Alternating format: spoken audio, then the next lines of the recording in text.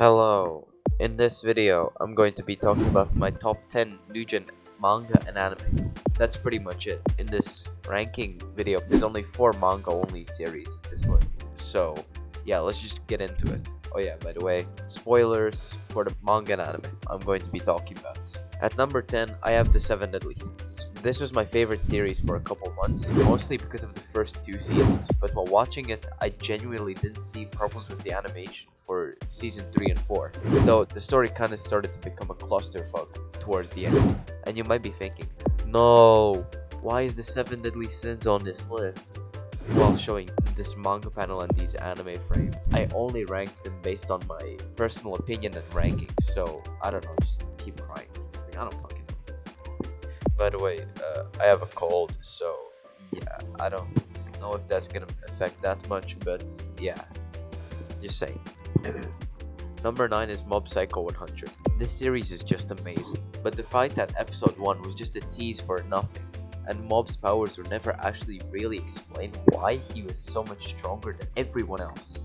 Every season was amazing, with very memorable moments, but I think season 1 was barely more enjoyable than the other seasons, but very narrowly.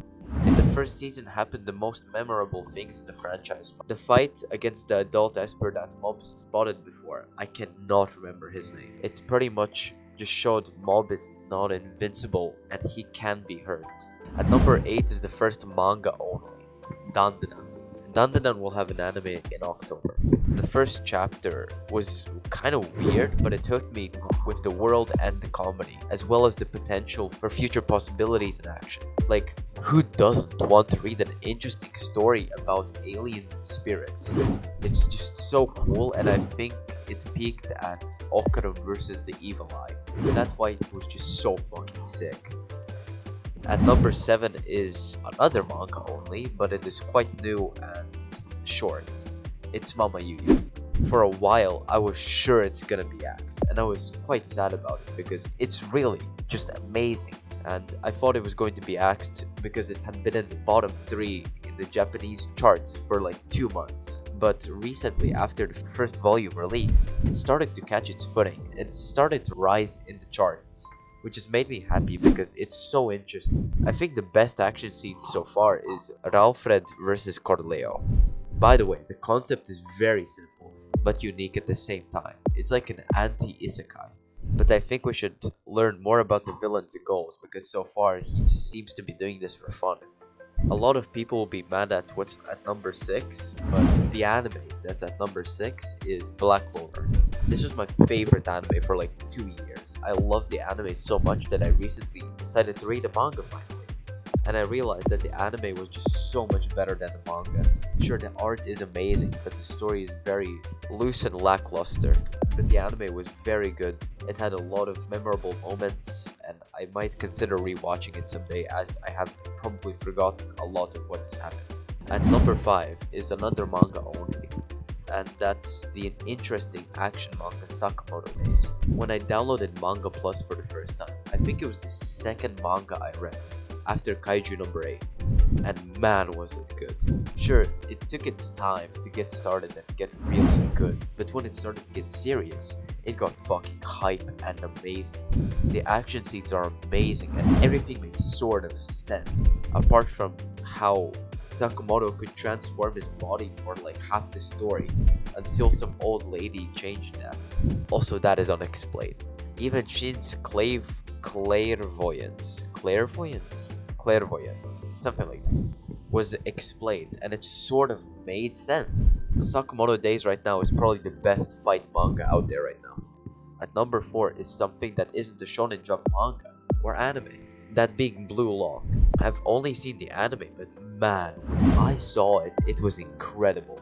It wasn't like the usual stuff that I had watched for years that revolved around fighting, but in Blue Lock everything revolves around soccer. I fell in love with the anime after the second part of the exam started. It was so intense and I didn't want to see anyone fail, as I had grown fond of the characters. Of course, there is a bit of plot armor or special powers that doesn't really make sense, but sure, whatever, the story is amazing. The number 3 spot holds a dear spot in my heart. And for those that have watched this anime, you know what I'm talking about. The anime I'm talking about is Assassination Classroom. The characters are so likable, and this is the only anime ever to make me cry. I'm not gonna say what it is, but for those that know what I'm talking about. I often think about what an amazing job Legend made while making Assassination Classroom. And number 2 is the last manga only, and that being Kaiju number 8. This is the first manga I read on Manga Plus when I downloaded the app, and the first manga I set out to collect physically. And after like half a year I succeeded, and now I own every English volume currently out. The best fight without a doubt was Kafka and Narumi versus Kaiju number 9. Right before, it was also very exciting. It did a very good job setting up that fight against Kaiju number 9. It was so rapid and the pacing was amazing, which is the main problem with this story right now. Like the last 3 chapters have been just filler, but I'm still going to be reading because it's my favorite manga. Also, the second best fight was Hoshino versus Kaiju number 10. That was amazing too. And before I get to number 1, I have a couple honorable mentions I want to say before we get to number 1. Kill Blue. It has 40 chapters out right now, but it's been amazing. Very good pacing, very interesting, and I will definitely be reading more as more comes out. Konosuba. It is the anime to make me laugh out loud the most, and I have very fond memories of watching Konosuba. I can't wait for season 3. Chainsaw Man. I really liked the anime and the manga until like the halfway point of part 2.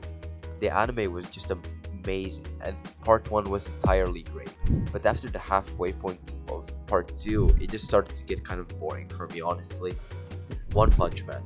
My first anime, and I'll soon be reading the manga probably because I've been waiting for the 3rd season for years.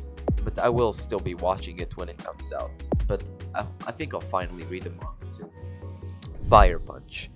The first manga I finished. I very much like the first part, but the last like 20 chapters I honestly had no idea what the fuck was happening. It's a very good concept and it was finished and done very well by Tatsuki Fujimoto. In my opinion, this is his best work. And the last of the honorable mentions, Attack on Titan. This was my favorite anime for like a year, and I still think it's fucking amazing. Kinda sad it's reached its end. It became my favorite anime after Berthold and Reiner betrayal reveal. That was just so fucking great. And finally we arrived at my number 1 Nuja, and who would have guessed it's Jujutsu Kaisen. I've read the manga and watched the entire anime, and I still think the first season of the anime was the best in the franchise. The movie was amazing, the second season was incredible, and if not for the terrible work conditions, it could have been my favorite season. But season 1 was just so good with Itadori and Nanami versus Mahito, Itadori and Todo versus Hanami, Megumi's domain expansion, and Gojo versus Jogo domain battle. The manga was also very good, but the first season had the best thing in the entire franchise. Drumroll please.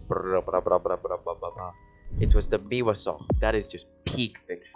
Thank you for watching till the end, and it would be very nice if you could like the video. Also check out my channel for more anime and manga stuff. Alright, have a nice rest of your day or night.